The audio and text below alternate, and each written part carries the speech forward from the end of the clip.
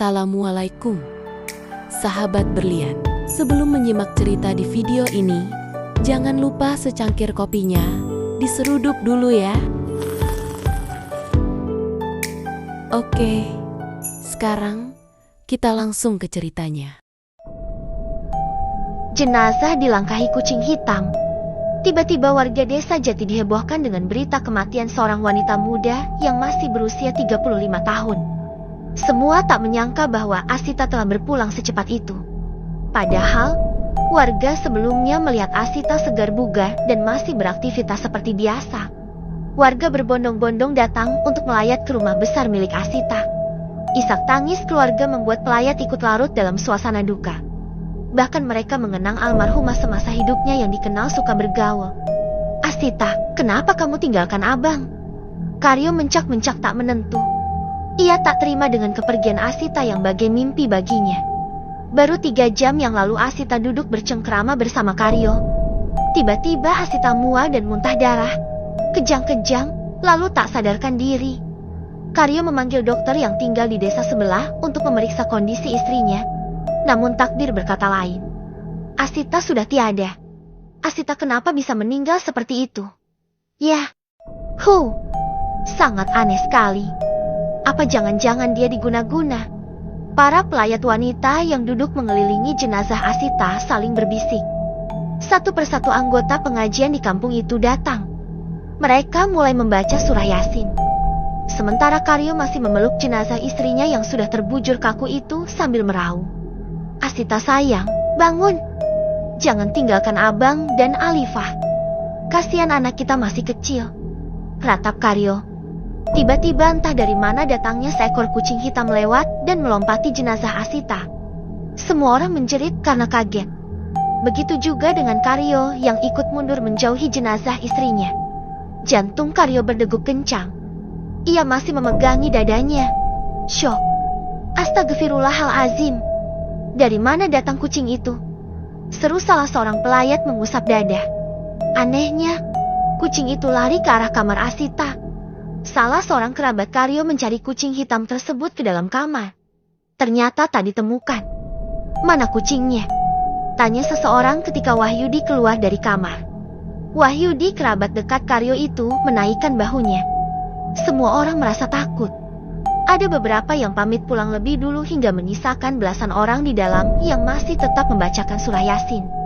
"Pertanda buruk itu," celetuk seseorang. "Udah anggap aja gak ada apa-apa," bantah Wahyudi berusaha menetralkan suasana. Ia kembali keluar bersama para pelayat pria di halaman rumah. Asita. Sementara Karyo kembali mendekati jenazah istrinya. Tiba-tiba Karyo merasakan sesuatu yang tak beres dari tubuh istrinya. Ia beringsut mundur dan menatap ke arah jenazah yang ditutupi oleh kain jarik panjang itu. Tubuh Asita bergetar hebat hingga membuat orang-orang lari keluar karena ketakutan. Hanya Karyo yang tinggal di sana sambil melongo. Asita bangkit, duduk berselonjor. Tatapan matanya sangat kosong. Karyo yang sendirian di dalam masih melongo tak percaya dengan apa yang dilihatnya saat itu. Tubuhnya kaku tak mampu ia gerakkan. Hatinya menjerit ketakutan ingin lari juga keluar rumah. Namun tubuhnya tak menginginkan itu. Asita menyeringai. Kemudian tubuhnya ambruk lagi. Barulah Karyo berteriak. Ia buru-buru keluar meninggalkan jenazah istrinya sendirian di dalam rumah. "Ibu!" jerit seorang gadis kecil berusia 7 tahun di balik pintu kamar. Ia keluar dan duduk di dekat jenazah ibunya. Orang-orang hanya berani mengintip di depan pintu utama saja. "Alifah, sini!" panggil Karyo di ambang pintu.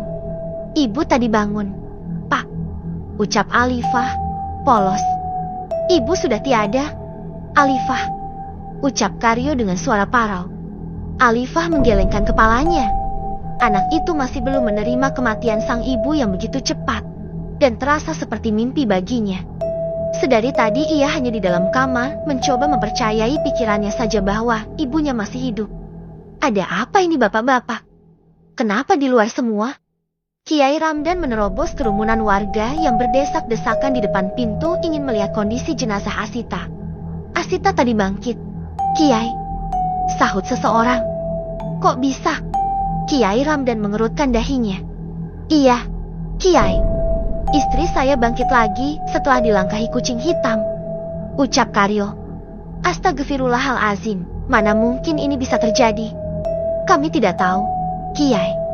Sudah, ayo kita urusi jenazah sebelum masuk waktu asyar. Takutnya nanti ditunda-tunda keburu petang. Apa tidak apa-apa, Kiai? Memangnya kenapa? Itu jenazah juga sudah dalam posisi semestinya. Kiai Ramdan melirik ke arah jenazah. Warga satu persatu bubar. Ada yang duduk di halaman dan yang kembali masuk ke dalam lagi. Karyo kembali masuk dan duduk bersama anaknya di samping jenazah istrinya. Tinggal beberapa orang saja yang mau membaca Yasin sembari menunggu jenazah akan dimandikan. Pelan-pelan menggosok lipatan di tubuhnya. Ucap Saudah orang yang terbiasa memandikan jenazah di desa mereka. Astagfirullah, Bu Saudah. Ini kenapa berdarah? Tunjuk wanita yang menemani Saudah untuk membersihkan bagian kemaluan Asita. Ya Allah, seru Saudah yang juga kaget setelah melihat darah mengalir tanpa henti. Coba panggil Karyo. Tita Saudah pada rekannya. Ia ingin tahu apakah Asita sebelum meninggal lagi haid. Tak lama kemudian, Karyo datang. Lelaki itu tak mengerti kenapa ia dipanggil ke bilik hijau itu. Apa almarhumah sebelumnya haid? Cecar Saudah. Setauku tidak. Memang kenapa? Karyo balik bertanya. Tidak. Ya sudah kalau begitu, ucap Saudah. Secara tidak langsung meminta Karyo untuk keluar.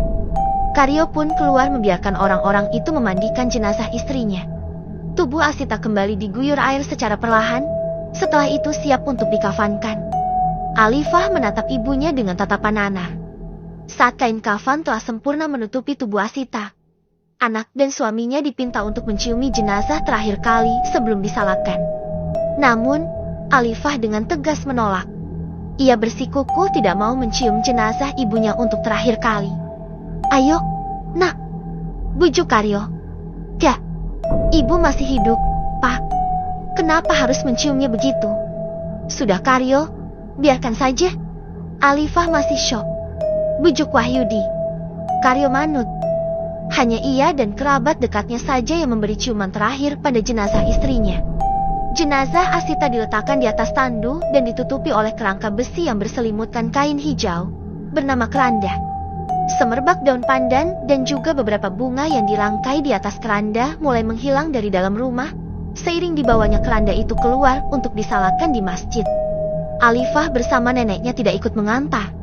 Ia hanya duduk di pangku Maknila sambil menerima pelayat yang terus-menerus berdatangan. Kami turut berduka cita atas meninggalnya menantu Maknila, ucap orang-orang ketika menyalami Maknila. Wanita yang berusia 65 tahun itu hanya mengangguk. Ia sama pilunya dengan Karyo. Menantu yang selama ini mengurusnya pergi tak terduga. Sementara ia yang sering sakit-sakitan malah tetap hidup sampai sekarang.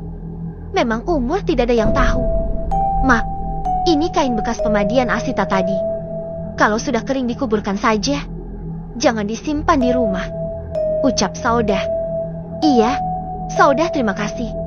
Letakkan saja di dalam ember cucian yang ada di kamar mandi sana, balas Maknila. Iya, Mak. Saudah segera ke belakang. Seseorang beringsut mendekati Maknila.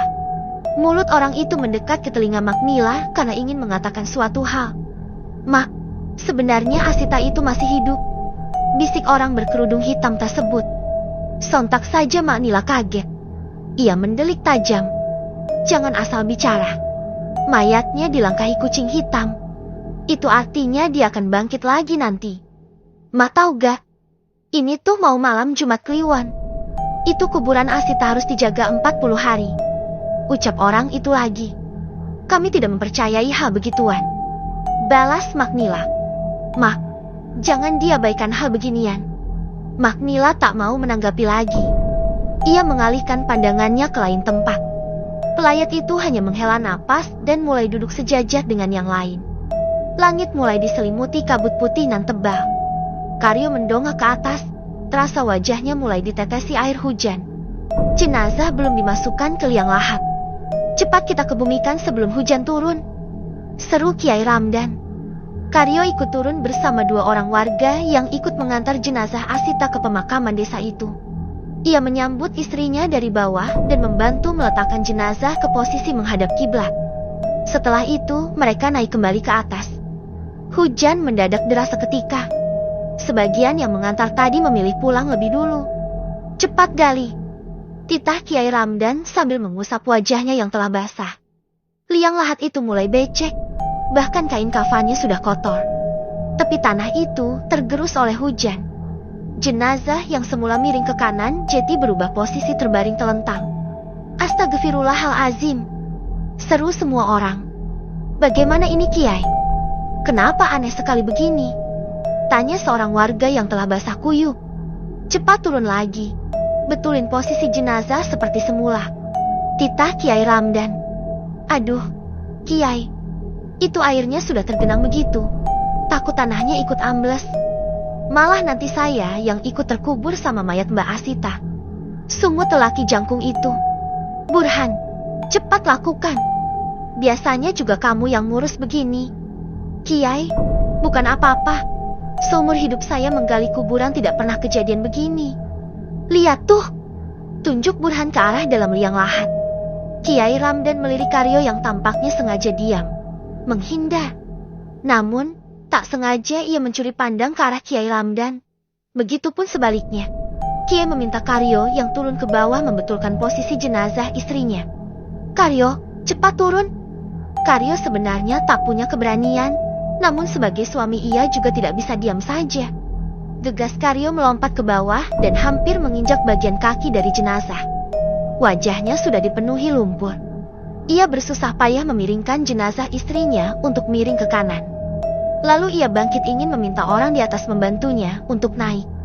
Burhan, saya mau naik, seru Karyo yang sesekali mengusap wajahnya. Burhan dan beberapa orang berdiri di tepi liang sambil mengulurkan tangan ke bawah. Saat Karyo ingin menarik tangan Burhan, ia merasakan ada sesuatu yang bergerak mengenai kakinya. Sontak saja orang di atas mundur. Karyo melirik ke bawah. Ia menggigil ketakutan melihat jenazah istrinya kembali telentang. Kiai, gimana ini? Tanya Karyo menggigil ketakutan. Kiai, ini sangat aneh. Kenapa jenazah kembali telentang begitu? Tanya salah seorang pelayat sambil melongo ke bawah. Sementara hujan semakin deras dan nyaris membenam jenazah Asita dengan air keruh tersebut. Kiai Ramdan juga sama herannya. Ia meminta Burhan ikut turun membantu Karyo di dalam sana. Ya Allah, Dek, kenapa bisa begini? Gumam Karyo menatap jenazah istrinya. Burhan yang sudah turun membantu sebisa mungkin agar jenazah tetap posisi miring meski tanah terkikis hujan sedikit demi sedikit. Sesudah memastikan jenazah tak telentang lagi, keduanya naik kembali ke atas. Tanah yang digali kembali dipadati ke dalam liang lahat hingga menutup sempurna dan membentuk gundukan di atasnya. Papan nisan pun siap ditancapkan. Lalu tak lupa Karyo menabur bunga setelah doa dibacakan oleh Kiai Ramdan. Sebelum pergi meninggalkan makam istrinya, Karyo mengusap-usap papan itu sambil tertunduk pilu. Ia lemah, karena mulai malam ini ia akan hampa tanpa tawa dan canda Astati seperti sebelumnya. Bagaimana aku sendirian tanpamu? Dek, Alifah juga masih belum terima dengan kepergianmu yang secepat ini. Aku tidak tahu kenapa harus tiba-tiba begini. Aku bahkan masih belum percaya adek pergi meninggalkan kami. Racau Karyo sesenggukan. Karyo, tidak baik meratap terlalu lama. Sebaiknya kamu pulang. Di sana ada anakmu yang juga membutuhkanmu, ucap Kiai Ramdan. Kiai, ini malam Jumat Kliwon kan? Biasanya harus dijaga ini makam, celetuk Burhan. Iya, sahut yang lain, yang masih ikut menunggui Karyo. Tidak usah, lihat hujannya akan bersambung sampai besok pagi. Mana mungkin ada orang jahat yang akan menggali kuburan ini. Ayo kita pulang, ajak Kiai Ramdan. Burhan membantu Karyo untuk berdiri dan meninggalkan pemakaman desa itu yang letaknya di pinggir hutan.